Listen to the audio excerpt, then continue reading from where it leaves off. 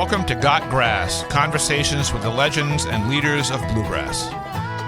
You've enjoyed live bluegrass at Guitar Town CT concerts in Hampton, Connecticut since 2008. From Tony Rice, Rouse Stanley, and Doyle Lawson to Tim O'Brien, Sierra Hall, and Billy Strings. Now you can go behind the scenes as we chat with your favorite bluegrass stars. I'm your podcast host, Chris Worth.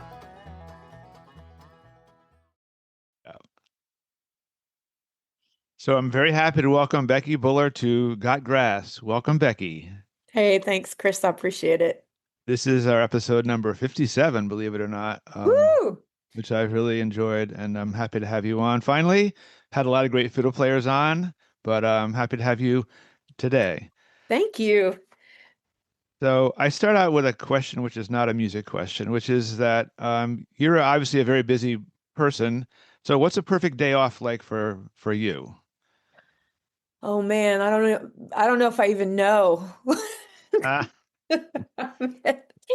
that's a good answer right there.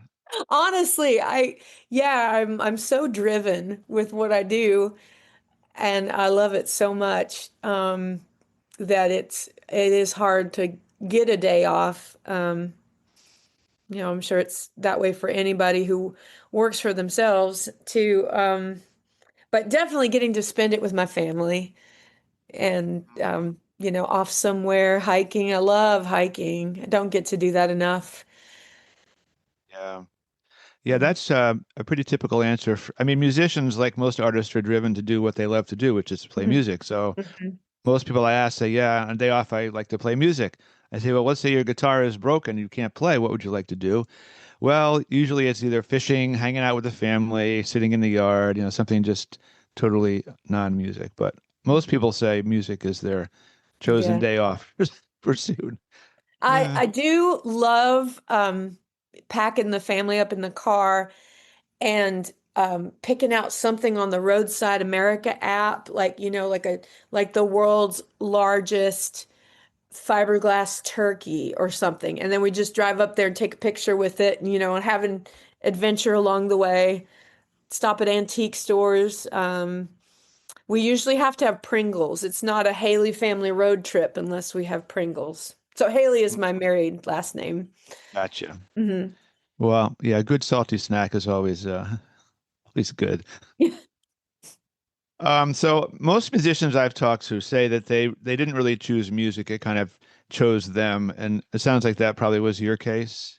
Yeah, it definitely was. My parents met in college. Apparently, my mom walked up to my dad and told him he was playing cheater chords on the guitar, and that's how their relationship got started. So, yeah, dad plays guitar and mandolin and bass. Mom plays guitar. They both sing. So yeah, music was always a part of life at home. They started me and my brother on piano when we were both about 5, and Michael went on to play fiddle and bass. I did fiddle. I actually picked up fiddle so that I could sing in their bluegrass band. They had a band with another couple, Gordy and Roxy Schultz, and they told all of us kids in the connection, if you want to be in the band, that's fine, but you've got to play something because that's bluegrass, and you also have to, make it to the practices. And I was the only one that took them up on it. Just curious, what are cheater chords? I play guitar. I'd like to learn some cheater chords. Right. Yeah. I don't like maybe like half guitar chords, I don't know if you had just started learning or what the deal was. Oh, I see. Yeah, maybe it's thumb over the top. I don't know. It was just makes a good story anyway. I guess so. Yeah, she didn't really elaborate on that. So looking back, if you can remember, do you remember your first musical memory as a kid? Or is there anything just was music and you didn't really think about it? I don't. I think I remember my very first memory. It's not a musical memory, but the furthest back I can remember, I had to have been about 3 years old. My brother was on the way, and we were in, I think we were in Wisconsin, I think, on a lake with we were visiting family, and I threw up in a yellow raincoat. I just remember lots of yellow and being sick. And my mom, who was pregnant, she didn't get sick at all, on this trip. But that, yeah, that's my earliest memory. Of music. Gosh, I don't know. Earliest memory of that. Well, I did you have, listen to bluegrass as a kid oh yeah. outside of the family? I mean, did you listen to like records and stuff of Oh, sure. Yeah, yeah. yeah, sure. Yeah, we listened to so many, lots of bluegrass, lots of Christian music. I had lots of Christian kids records. They really liked 70s Jesus people rock music. Um, I was doing, piano. Well, that was just kind of, the Bastion series, real famous series of way to learn piano. So it was later on when I was taking Suzuki violin that I started, listening to classical music more, just, for that and for youth orchestra and stuff. But oh man, I'm spinning my wheels trying to think of an earliest musical memory. Oh, okay. When I was about 9, we were at Grandma and Grandpa Malloy's house, and I nailed some boards together to make a fake fiddle. And I had a stick, and I was going, "See, I want to play fiddle." And I had already been bugging them for a year at that point to get me fiddle lessons. I wasn't aware of dobro at the time. The only instrument they didn't have in their band was a fiddle.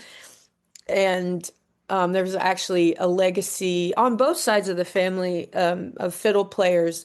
We don't have the Malloy family fiddle on my mom's side, but I do have my great grandpa Buller's fiddle and my grandpa Buller's fiddle. The great grandpa's fiddle, it isn't fit to play. I mean, it was repaired, and it's all glossy and pretty looking. It makes a nice wall hanging, and and it actually, this is so cool. It got to take a vacation to the Country Music Hall of Fame back in, I think it was early 2019.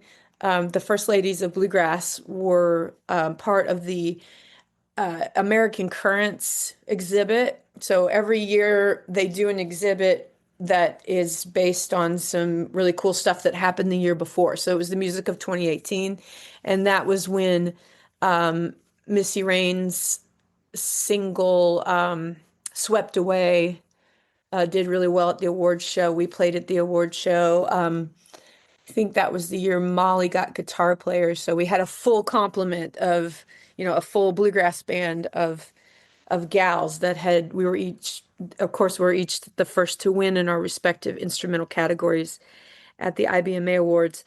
But anyway, back to Grandpa's great grandpa Buller's fiddle. He learned to play fiddle in a logging camp in Saskatchewan, and he hauled the fiddle back down to Mountain Lake, Minnesota in a gunny sack.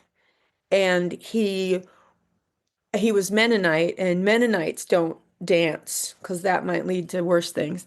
And so he wasn't a very good Mennonite.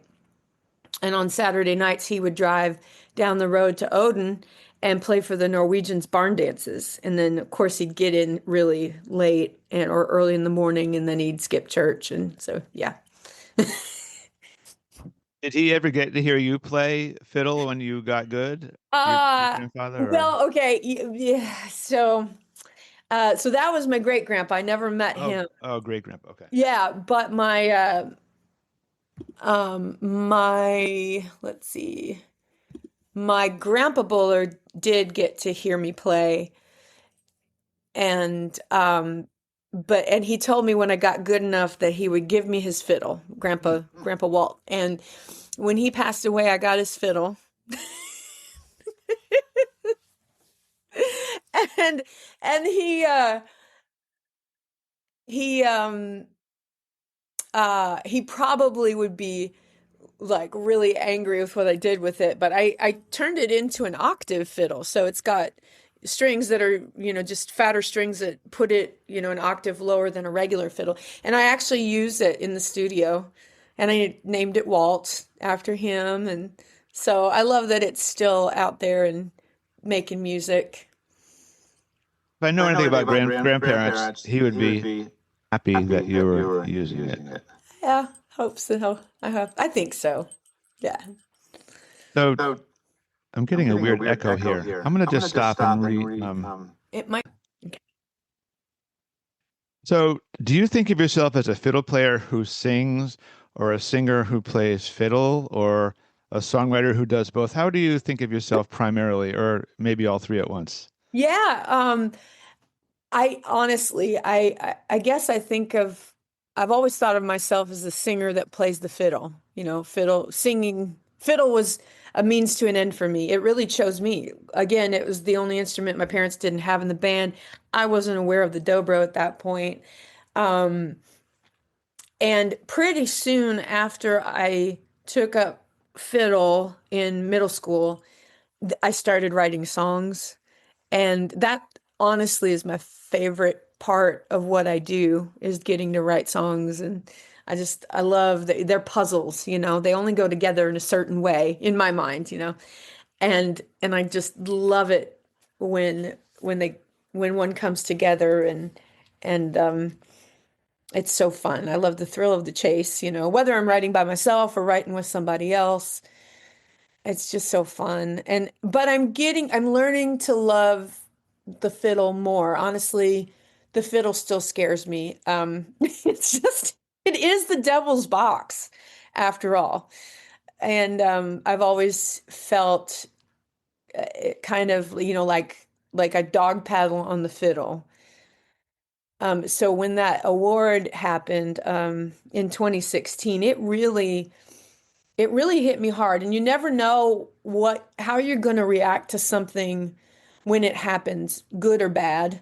And in that case, I mean, it was shell shock for me to receive that award. And I said in my acceptance speech, I mean, I can't believe that, Alison Krauss or Lori Lewis or Deanie Richardson hadn't got this, that they weren't one, the first, any of them weren't the first woman to win the award. And I felt like after that happened, I felt like I needed to earn the award. Like I didn't really deserve it.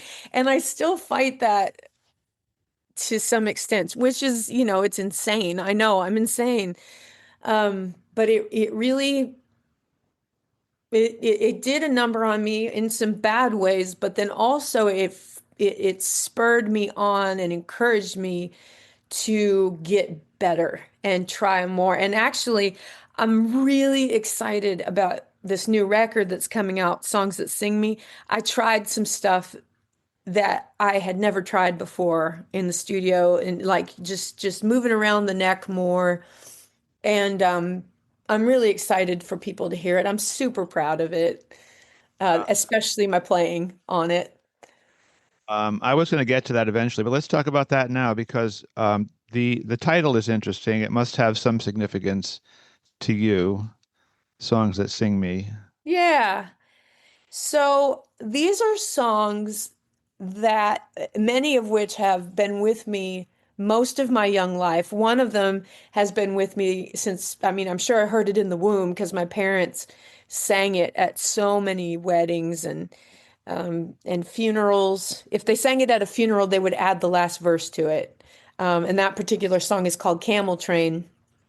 Um, and Ricky Skaggs and Sharon and Cheryl White joined me on that one. That Mm, was super fun to get yeah. to work with them. Um, and yeah, so these are songs that have inspired, well, they continue to inspire and inform me on how music should be created and how to write. And I feel like they've taught me along the way how to become a better writer. Um, and in that way, to this day, they're still singing me into being and my music into being. Um, Interesting. Yeah. How did you choose musicians? Did you choose different ones for different songs depending on who you thought would kind of do it the right way you wanted, or was it just, or is that easy just to pick people that you like and you just do it and that's done? Oh, it's never easy. Never So easy. my band, my fantastic road band, played on several cuts, and actually members past and present, because we've been working on this album for 3 years. It got interrupted by my Jubilee record, Hmm. and that was something we recorded live in at the end of 2023. It came out in 2024, and we can talk about that later if there's time. Um, but so yeah, we've actually released 6 singles off of this record so far. Mill Worker by James Taylor. That features my road band at the time with some vocals. See, Andrea Zahn is singing vocals on that along with Dan Tyminski. Of course, Andrea is part of James Taylor's road band, which is so cool. Um, let's see. And then Wall Around Your Heart. Now, that was an all guest band with Missy Raines, Jeremy Stevens, who is one of the best Reno style banjo players out there. That's a Reno and Smiley song that I learned from the Bluegrass album band. Jim Lauderdale singing with me. Stephen Mogen on guitar, Lauren Price Napier on the mandolin, and I got to be in studio with my hero Stuart Duncan to record Mm. double fiddles for that cut. So, um, Nice. yeah, Yeah. so okay, so that's 2 of them. And then this year we've released Reach, which is the first ladies, all the first women to win in our respective instrumental categories at the IBMA Awards. And that's Allison Brown on the banjo, Missy Raines on the bass, Sierra Hull on mandolin, Molly Tuttle on guitar, and yours truly on the fiddle. And of course, Reach, I got it from the Newgrass Revival, who got it from the band Orleans.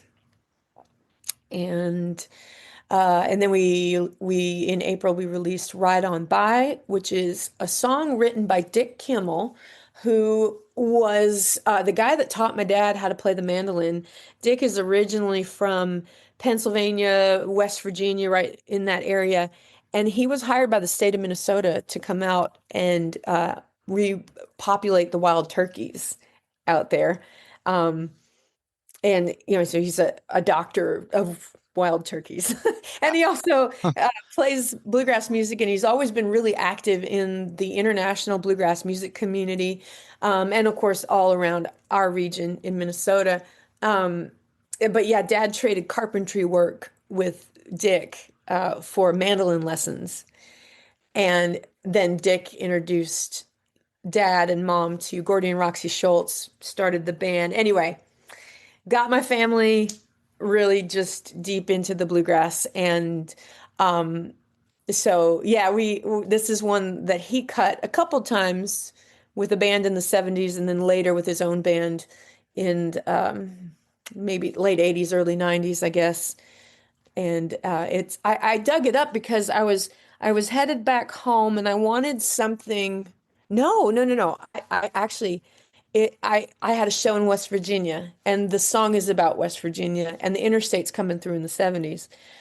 And so I put it into the show for that. I wanted something that sounded kind of trad grass, but wasn't familiar, you know, because I like different stuff. I want to hear different stuff. I don't want to hear the same old stuff all the time. And I try to provide that for the audience too. I want to keep them interested. Um, so anyway, yeah, so that song has been rattling around my set list for 11 years now, and we finally got it recorded. So that was Right On By. Then Hazy Shade of Winter. I'm missing one. Oh, we had 4 singles. Yeah. Okay, Muddy Water. We released Muddy Water by The Seldom Seen, written by Phil Rosenthal, who hopefully, if all goes as planned, I'm going to meet him while we're up that way here in September. He's Um, coming to the show, by the way. He's a friend of mine. He lives not far from me. yes. So, Well, he um, connected us, so yes, he did. And yeah, he said he was coming. So I I assume he'll can't be there. wait to get to meet him in person. So Yeah. yeah, of the entire collection, Muddy Waters is the most recent acquaintance of mine. And I don't know, I was just listening to some Seldom Steen stuff, and I thought, oh, this could be really fun if we greased it up and And what really made me choose it was like around the time that I was getting into it, the hurricane came through Mhm. um, Western North Carolina, there, North Georgia, Southwest Virginia. It just really affected a lot of folks within our bluegrass roots Americana community because so many people in our industry live in that corridor. So I thought, yeah, let's do this for them. But then, oh, of course, there's always catastrophic flooding going on somewhere. I was just up in Wisconsin, and they had a big mess in Milwaukee with flooding. And Yeah. so anyway, just sending it out to the people who are affected by that, sending them some love. And Interesting because the song as he wrote it is called Muddy Water. And I think it went on to be called Muddy Waters when it was copyrighted. And it's been called Muddy Waters by many people. And he said to me, they know the song is not Muddy Waters, it's Muddy Water. And I I guess he know, finally fixed it, but he was funny about it because, you know, yeah. it was not to have Well, it and recorded by people, but he said they're I calling it know, the I wrong know. name. Well, and I with the label when we were getting all the artwork together for the album, the liner notes and all that stuff, I said, "Okay, guys." I sent him a picture of was it Act 3, I think, is the maybe the record that they recorded it on first. Sorry if I got that wrong, Phil. Anyway, so I sent them a picture of the back of the cover. It says Muddy Water, and then Live at the Cellar Door says Muddy Waters. And the label said, I'm sorry, but the licensing says that we have to say Muddy Waters with an S. And I think it's hilarious and so bluegrass that the main talking point on this song has not been the quality of the recording or my performance or that we got two sons of the seldom seen together for the first time in studio, Critter Eldridge Mhm. and Jay Starling. Um, but it's been over that one letter. That's It what is people it want is to talk funny. about. It is funny, Yeah. although Phil was very impressed with your version of the song, I must say. He said, they changed a little bit. I kind of greased it up, if you want to put it that way, but he was very, very impressed and is with your version of his song. So I'm sure it'll be fun for him to see you. I want to go back to something because we kind of glossed over this, but um, in 2016, not only were you Fiddle Player of the Year, but you were Bluegrass Singer of the Year, which no one else has ever done. So I want people to know who are listening that, it was a pretty major It thing was. to Yeah, have happen for it you it was. that Yeah. year. First Yeah. time ever in the awards that anybody's gotten vocal and instrumental ever, which is just crazy. Um, Yeah. but now since then, Molly Tuttle has also done that. Okay, well, fair Mhm. enough. Molly's pretty good too, I have to say. Yeah, she's all right. So, I want to talk a little bit about you've been open in your life about your struggles with depression, if you don't mind talking about this, Sure, and yeah. anxiety. Was that something that you kind of felt you had to hide for a long time from the music public, uh, or were you like how was it admitting that to yourself or the music world? How did that come about? Because that must have been hard or still be hard to do. It's one of those Yeah, things that people don't like to talk about. yeah, exactly. We're in an age now where we like nothing is sacred, and on on a lot of counts that's a bad thing because we really do need the sacred. There's something in us that craves that. But on the other hand, like things that have been taboo to talk about, like mental health, there's not as much stigma surrounding it as there used to be. So I've been really I've been really open about my journey since coming to a crisis point during the pandemic years. I've always had the melancholy. I'm a typical artist, and you have these highs and lows, and as the years went along and my responsibilities got to be more, the highs got lower, the lows got lower. And during the pandemic, I got to a point where I needed to make decisions. I had a new record coming out, Distance and Time. And then, of course, you all know what happened. All the shows went away. I'm at home, which, I do love being at home with my family, but I was I didn't know what to do, and there were financial decisions that needed to be made, and nobody could help me make the decisions because there were no good decisions. I mean, nobody knew what would happen, and people were trying to advise me, but ultimately it came down to me, and I felt something in my brain pop, and it's just it was a physical thing. I guess as I back in like middle schools when I started writing songs, and I was a shy kid. I was an introvert. I always felt awkward and kind of a little bit an outsider. I mean, I had a friends group too, but it's just middle school's rough and early high school. Um, about to go through that with actually we're in the middle of it with my daughter. She's in seventh grade now, so um, yeah. Anyway, but songwriting was my escape. I could I could hide. It was the way that I um, um worked through things I didn't understand in the real world. In the songs, in a story song, I'm the one who's creating that world. And I, kind of felt out of control in the real world. Um, but yeah, it's as I've had more responsibilities, it's harder to make the time to sit down and write. I try to catch it as I can. But anyway, it got to a point where that I couldn't even unlock that creative place, and it wasn't enough. I needed professional help. And I'm just so grateful that my husband, who's dealt with depression and anxiety for over 30 years, he knew where to take me. And I had have a wonderful Christian psychiatrist who is also a jazz guitar player, so he can talk to me on that level as well about, like, as we were trying to figure out what medicines would help me.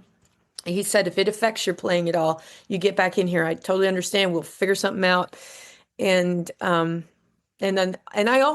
sought a Christian counselor just because I wanted somebody who shared my worldview. And when I started seeing a counselor when I started the band because I knew that stress was going to be more than I could handle, which is why I avoided having a band for a very long time and was content to play in other people's bands. And yeah, I'm even with that though, it got to a point during the pandemic where it was too much. So I do want to say to folks out there, if you are at a crisis point, please, please, please dial 988. That's 988. You can call them, you can text them, you can go online and chat with them, and somebody would love to talk with you and help you get on a path to hope and healing. Please know that I was where you are at, and I am on the healing side of it, and you can be on that side too. Um, and anyway, all of this to say, in 2023, I was invited to do a fresh grass commission for debut at their 2023 Bentonville, Arkansas festival. And when I got the commission, I had, several months from that point until the festival to come up with something. And I spun my wheels for a little while and then suddenly found myself in the midst of writing about what I had gone through. And my whole band was like, whoa, this is pretty cool. And my label liked it too. And we decided that it was an important message and we needed to record it and get it out there. And the Fresh Grass Foundation also helped make that possible, providing us with studio time at their Porches 9 studio up at the let's say Massachusetts Museum of, oh gosh, I can't think of it right now. Anyway, it's in North Adams, Oh, Massachusetts. yeah, no, it's very well known up here. Yes, very Yes, good. Mass Good. Mocha. Okay. So anyway, it's It's my prayer, and that if one person is helped by that music, then it's none of it is in vain, or or hearing my story. If one person is helped by it, then what I went through is not in vain. And ever since I started getting better, I've wanted to help people somehow, some way to get on a Mhm. healing path. Yeah. Well, thank you for that. Thank you for sharing that. That's powerful stuff. Mm. Good for you. I saw this video you made for the song Whale, which is a kind of a kids cartoon video, but I guess you got swallowed up by the whale and then kind of got vomited out onto the beach, kind of Yes. the way the song, the way the video is. But Yeah. obviously, it's not a kids cartoon. It's right about kind of your I don't know. What is it about? Is it just about your experiences of coming to grips with yourself, or? Yeah. So that song is the the um the last song in the song cycle, Jubilee. Mhm. And I've gone through all these different stages in the other songs, and then this is where hope comes in, and Mhm. yeah, so at first I kind of thought, well, the whale is sort of the problem, like I got swallowed by this big problem. But then I realized, the whale was a means of getting me back on course, just like it was for Jonah in the Bible. He was supposed to be preaching in Nineveh. So God sent this whale and got him where he was supposed to be going. And yeah, and I felt like I got just like spit up on stage at the Grand Ole Opry Mhm. at the end of, when the lights started to, you know, things started to get better. Um, the medicine, we found a medicine that really worked um, for me, and yeah, I started feeling better about that day that we were about the time that we got to debut on the Opry at the top of September 2021. Mhm. Yeah.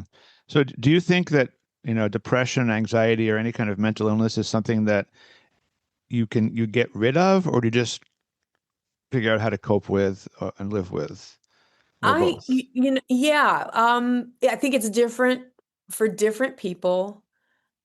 I think generally it's something that you just work with. It's an ongoing thing, and you learn what triggers it, and you learn to feel like, okay, I feel like, okay, I could go in a bad direction today. What can I do to change course? So, it's forced me to really pay attention to my body, mind, and spirit, and do things that feed those in a positive way.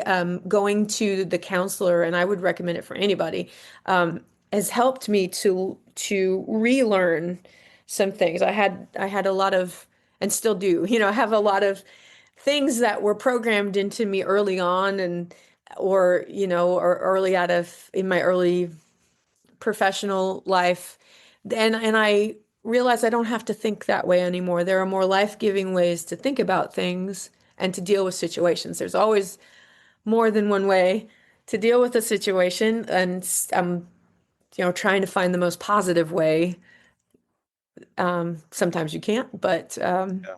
yeah, just learning new and better habits, taking better care of myself. I'm not where I want to be on all of that, but I'm trying, I'm working at it. Um, yeah, it's a process, and it goes on. And being able to talk with people about it and knowing that you're not alone is such a healing and helpful thing. Yeah. I would imagine that you're being upfront about this um, as a musician probably has affected other musicians. I'm sure. I mean, throughout the society, there are lots of people and families. Every family has issues. We all have issues of whatever. Um, as a professional performer, it's probably not considered cool at all to admit that you're not cocky and unsure of yourself all the time because, Yeah. you have this persona on Yeah. stage. Don't let So them see you cry. yeah. So I'm sure that your experience probably has made other people think about maybe doing something like that. It It's got to be a positive for the fact that you're sharing it. It's got to be a positive it's for you others. know, it's been an amazing conversation starter. And I've in conversation I've had conversations with folks that I would never dream of having a conversation with. So that's been really interesting. I'm really honored that they would be that vulnerable with me. Um, yeah, I don't know. I was going to say something else, but it's gone. Yeah, yeah. Well, the one thing I've enjoyed most about the podcast interviews I've done is that musicians are just people and they have the same issues and problems that all of us have. And a Yeah. lot of them, people are willing to just talk about them. And that's what I like. I talk in my podcast heading. It's not just about guitars and banjos. It's about people and their lives and their struggles Yeah. and their joys. And, it's just part of life. And that's what I love about this. So I do appreciate you sharing that. I want to talk a little bit about songwriting because we've gone through 40 minutes here and we really haven't talked too much about it. And I know you Oh said yeah. that's your favorite thing to do, Yeah. right? Yes. So it's funny. I had John Weisberger on here. Actually, he was on for 2 episodes. He had so much to say. We couldn't get it all in one interview. As you can That sounds imagine, about right. he has a lot to say. He was talking about his co-writing, songwriting experiences that he would usually write with somebody who would have ideas and lines and snippets. And he would be like the editor that would say, okay, let's put these together. You're laughing because you probably think that's his Oh, I write with personality. John. I I love know you. John. Well, that's why I'm bringing this Yeah. up. Yeah. So that way of writing, where one person is kind of like, I had this great line, and the other guy says, well, or girl says, well, maybe you should do this, that, and the other. Is that how you like to write, or what is your writing thing like, or is it always different depending on the song or the Yeah, person? it so every song is different. Mhm. Uh, every every the process to create every song is just going to be a little different. And every time I get together with co-writers, even somebody like John, who I've written with for probably 20 years on and off, I can't believe I'm talking in terms of decades already. But every day that we get together it's going to be a different thing because we're going through different stuff, different seasons of life. So, some days we might get a great song out of it right away. Some days we might get three-quarters of a song. Sometimes we might not get anything, but it's been nice visiting. Um, I am more of a words first person, although here lately, and I think this is the Jim Lauderdale effect, because I've gotten to write with him a little bit, which is really cool. He writes music first, and he'll even be in the way that I would hear some words and be like, oh, I need to write that down for another song. I don't think it would fit this one we're working on, but I think it would be great in another song. Well, he does that with music, which is so strange to me. We'll be working on one song and he'll suddenly get this glazed over look and then he'll say, wait a minute. He gets his phone and he goes, okay, we can write that next time. Wow. Yeah, so I've started doing that a little bit myself. So I don't know. But usually it'll be a word, for me, it'll be a word or a phrase. And then that'll have a certain rhythm to it. I always say I taste that rhythm. Hmm. And then that rhythm kind of leads me to a little bit of a melody, and then that leads to the rest of the song. Crochet the song out from there is what I normally say. Um, That's Sometimes if it's oh, sorry, go ahead. no, go ahead. Go ahead. Oh, I was just gonna say, if it's a story, then it might be an idea or and then I'll just like pull bits and pieces and like, okay, we could use this, we could use that. If it's a true story. Yeah. Mhm. I've heard this story about Elton John and Bernie Taupin. Now, Elton lived in England and Bernie lived in the U.S. And Mhm. Bernie would write the lyrics and mail them in a letter to Elton, and Elton would put the music. They never wrote together, never were even in the same continent. Wow. So all those songs that Elton sang, he got as lyrics written, probably typewritten and mailed to him back in the Yeah. 70s. And he would, to me, that is like, I don't know, almost Yeah. unbelievable that you could write those songs without the music. Yeah.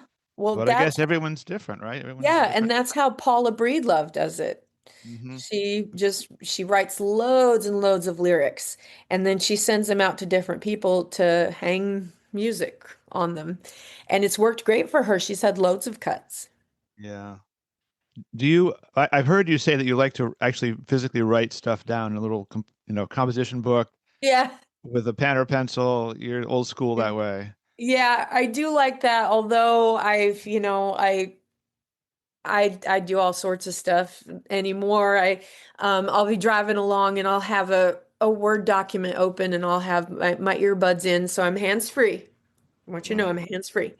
And I'll be dictating to my phone and then I'll have to interpret it when I get where I'm going. But yeah, Yeah. I try to catch if the muse shows up, I try to follow her wherever Hmm. she leads.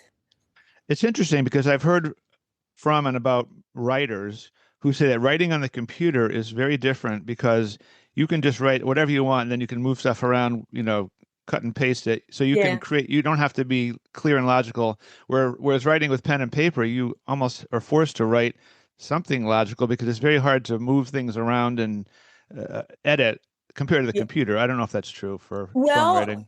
for me, so doodling has always been a very important part of my process. Even in school, when I'd be Uh-huh. taking notes, I'd be doodling in the margins.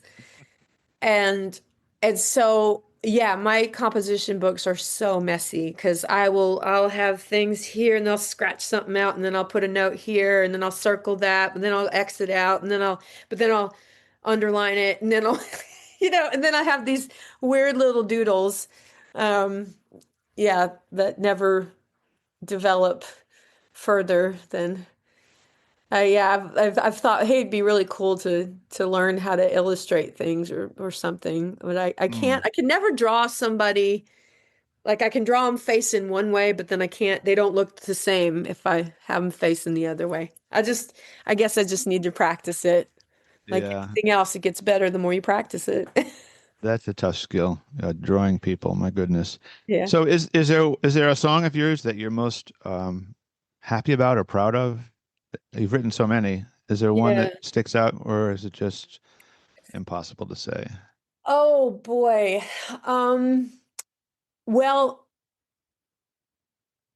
can I just mention a few since I'm a decision cripple and I can't? Sure, sure, sure. Okay, so I've had th songs on three Grammy Award-winning records.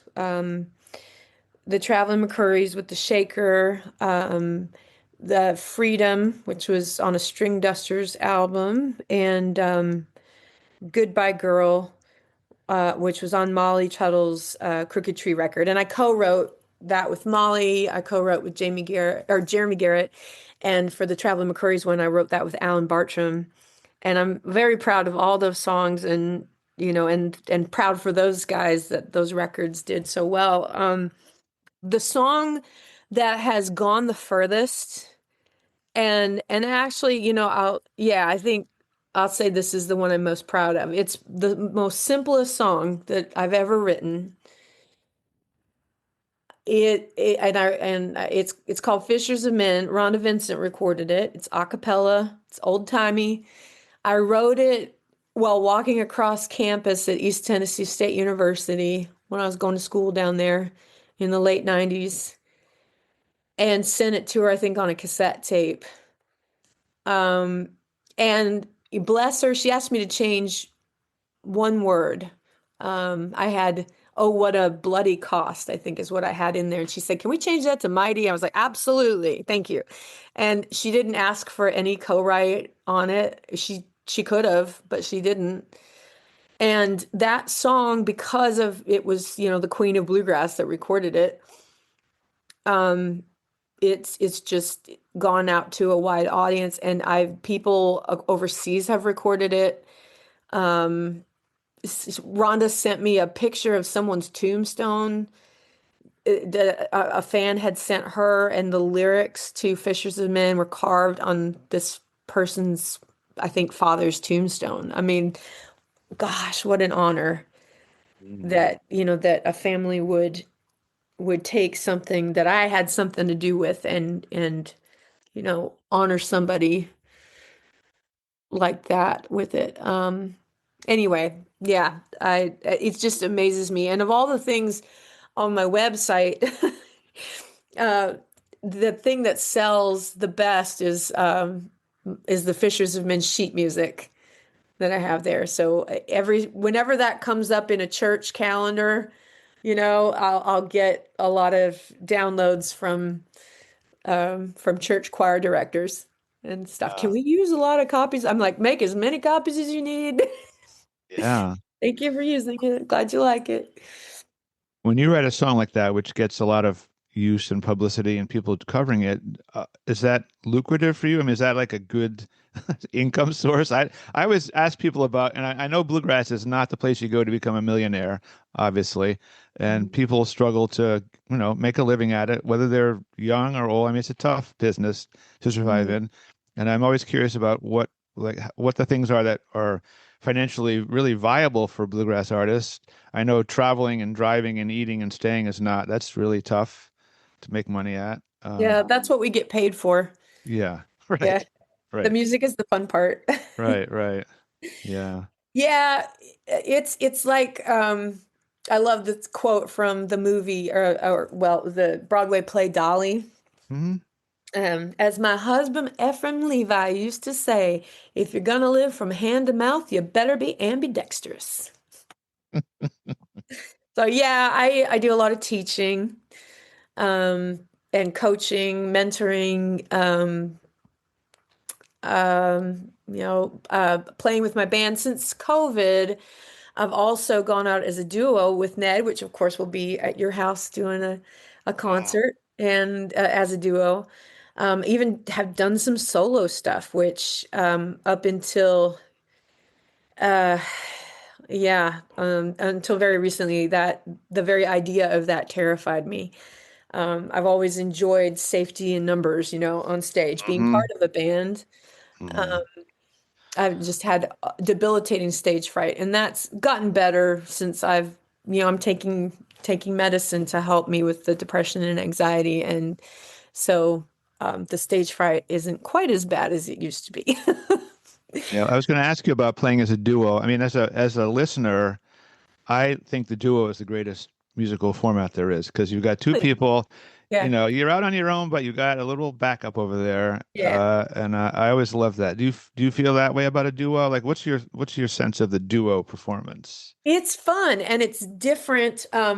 It show like we have to work harder because we're trying to fill as much sonic space and visual space as possible with just the two of us. And so we bring a bunch of instruments with us, which yeah, that's we kind of have to figure out, for fly dates now the way the airlines are changing things around and um yeah, that's going to be interesting. But yeah, I usually bring at least one clawhammer banjo, a guitar, a fiddle, some aux percussion. Ned brings at least a couple banjos, maybe more. So we what we lack in people up there, we make up for in instruments and we try to keep it fast paced and yeah, I'm working different muscles because I'm playing different instruments than with a band show I will switch out to a fiddle or I'm sorry guitar or banjo during the course of a set and but mostly I'm playing fiddle and singing and now I have to sometimes even play fiddle and sing at the same time, so that is whew, just yeah, a feat Uh, in I was itself. talking to, I had Missy Raines has played here quite a few times, and she was on the podcast, and I said, we were talking about playing the bass. She goes, playing the bass and singing lead is the hardest thing to do in the world because the bass is boom, boom, boom, and the lead, the rhythm of the lead, or the phrasing is all over the place. She said was for her the hardest thing to do was to keep her Yeah. keep her hands and feet moving Yeah. Divide steadily, your brain. and Yeah. then yeah, is that Well, similar for you? yes, yeah, exactly. And speaking of muddy water, I've started writing that as muddy water, and then in parentheses S. Just just Cover 'cause. all your bases. Well, anyway, yeah, so I did some solo shows this past weekend, um, because through no fault of his own, Ned went on a trip to Alaska with his wife. Ah, So, poor guy. yeah, I know. I know. We're both teaching at the acoustic Alaska guitar camp next week and in Wasilla. So they went a week ahead and had a vacation, and then I'll meet him up there. Um, but so I was trying to figure out how to do songs from my new album, and I wanted to do Muddy Waters because I thought, well, that'll be a nice change in, what I've got going on, have a little bit of that greasy sort of sound in there. And I decided to play my fiddle, just fiddle, voice, and foot tambourine. Mm. Yeah, Hmm. it worked. It did. Oh, wow. Yeah. I know you're skeptical. No, I'm not, but there's a few people who, I mean, Tim O'Brien comes to mind, someone who can play fiddle and Yes. actually harmonize with his fiddle part, which Oh, always thought was yes. crazy. Bruce And of course, Molsky. Bruce Molsky, John Hartford was another one who could dance and Yep. sing and play. Yep. So I'm trying to keep up That's with those guys. that's a tough that because all those things individually are almost impossible, and do them all three together seems impossible. And be entertaining. Yeah, Don't forget that part. most important of all, Yes. maybe. Yeah. Um, I was going to get to this point about in bluegrass. It seems like women are really kind of leading the bluegrass charge these days. Yeah. I think of, Molly and Sierra and Bronwyn and you and Deanie and all these people, Missy. It just seems like, I don't know, the guys are guys, they're great, but it seems like the women are really kind of taking things out there and moving, exploring a little different sounds and getting a lot of fame from it, which is very cool to me. Yeah.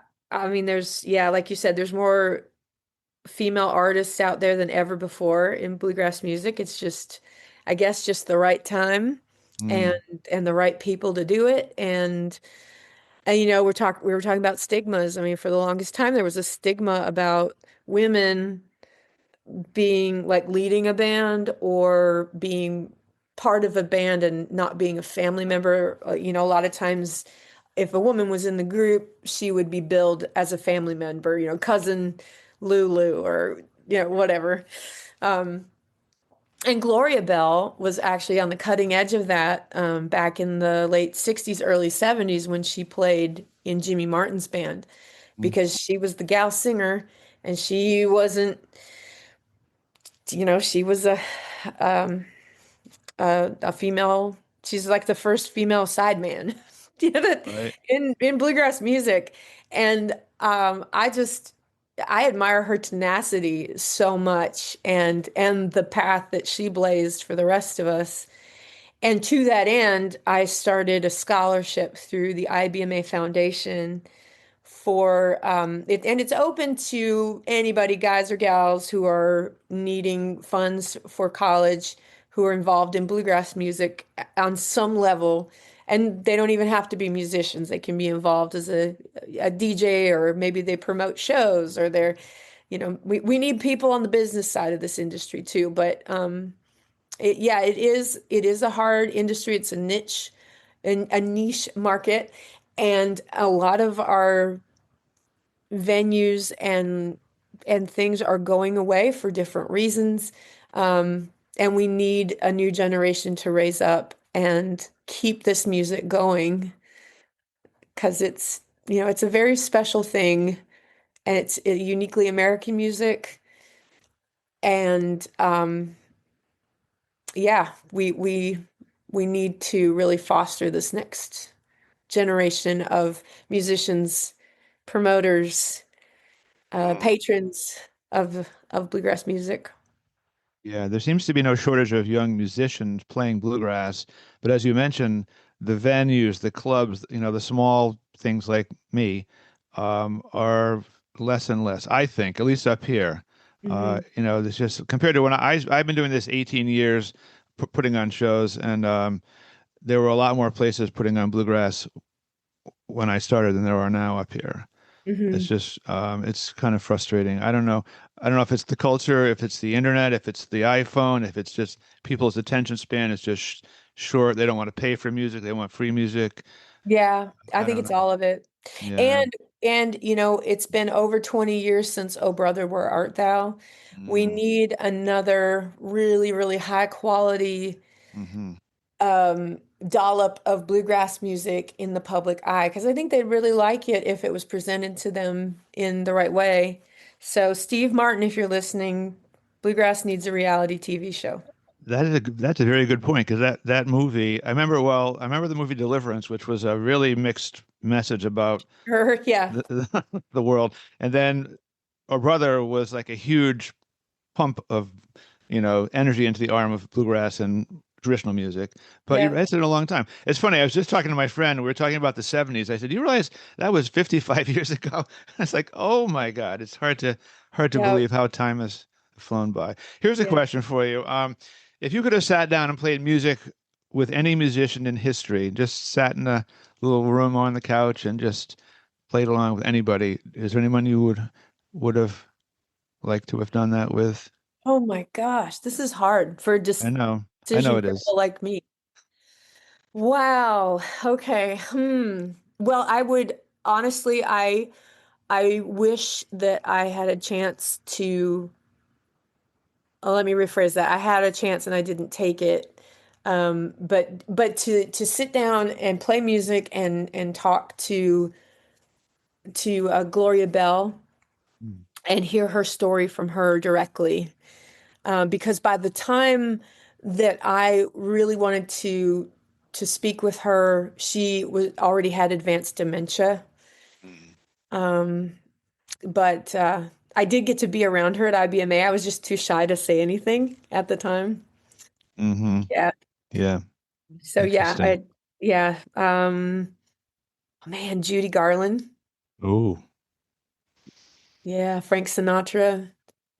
Just wow. What incredible singers. yeah.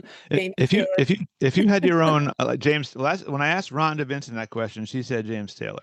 Oh, really? Okay. That was her answer. It was no hesitation. It Oh, was well, James Rhonda, Taylor. you know, she's just like right there with everything. Me, Yeah. I dither and dally. I was going to ask you this. This is my last question, but if you were doing your own music podcast, the Becky Buller Brouhaha, who would your first guest be? Who would you want to get on and really talk with well, whether it's a bluegrass podcast or maybe a political podcast or I don't know, any kind of podcast. Who would you Yeah. like to have on and really pick their brain about stuff? I would really like to do a podcast about songwriters. Hmm. What you should. I don't know if there is one. Is there one of those? I don't know for bluegrass music, maybe. I don't know, but I really do enjoy podcasts. In fact, like I'll get tired of listening to music and I'll just turn on podcasts and that'll Hmm. help get me home. You Hmm. know? Yeah, yeah, yeah. Yeah, And they're books pretty on cool. tape. Yep. Enjoy those too. Yep. Well, that hour went by plus very fast. You've been very honest and open and fun and funny to talk to, so I do appreciate you coming on. For people who are listening, Becky and Ned will be playing here in Hamden on September the 14th. You can go to probably to her website or guitartownct.com and look it up and get tickets. We hope to see you there. Very much looking forward to seeing you up in Connecticut. Thank And you. and Can I tell them where to find me you online? certainly can. I'll give you the All right. last word. Okay. All right. Y'all can find all things Becky Buller online at beckybuller.com. And Buller is spelled just like it sounds. B as in boy, Uller, beckybuller.com. That'll get you to all my social media pages, YouTube, all that good stuff. And we like to keep it fun, all music and merriment and a little bit of mayhem, just to keep it interesting, you know. But we want every interaction with us, if it's in person or if it's online, to just be a refreshment for your soul. And yeah, yeah. So hope to see everybody at your place. in September. So do we. Thank you. Yeah, it's been great talking to you, and Thank you. we'll see you in a few weeks. Right. I'm going to stop this now and take it easy.